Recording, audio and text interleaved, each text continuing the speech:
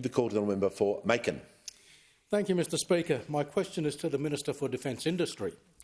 How is the Albanese Labor government ensuring the Royal Australian Navy can play its part in Australia's defence? What impact will these decisions have on defence industry, and how is the government changing previous approaches?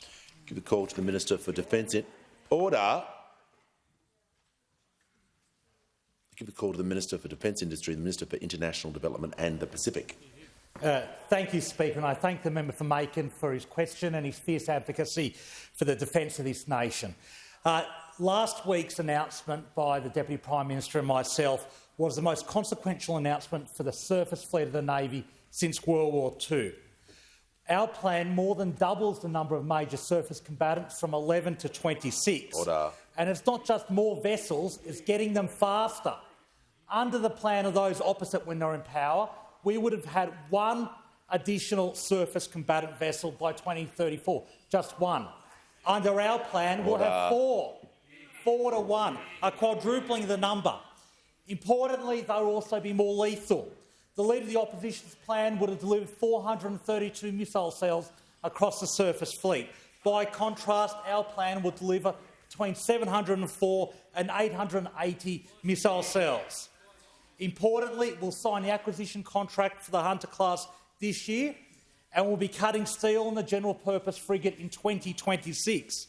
By contrast, those opposite didn't sign a single new acquisition contract for a major surface combatant in their entire sordid 9.5 years in government. Not a single one. Importantly, Speaker, we'll also be delivering continuous naval shipbuilding for South Australia. Once the Hunter-class is finished, we'll immediately follow on with the replacement for the air warfare destroyer. And for the first time in the history of this nation, we're securing continuous naval shipbuilding in Western Australia, bringing forward the landing craft medium by 2 years, bringing forward by 7 years the landing craft heavy, immediately following on with 8 general-purpose frigates and then the large optionally crewed surface vessels. All in all, our plan will support 3,700 direct jobs and thousands more in the supply chain, thousands of well-paid, high-skilled jobs contributing to the defence of the nation. And my message to the electrician in Perth or the welder in Adelaide is you've got decades of work under the Labor government. You can pay a mortgage, you can raise a family and can contribute to the defence of the nation, secure in the knowledge that the Albanese government's got your back. And all this is underpinned by real funding increases.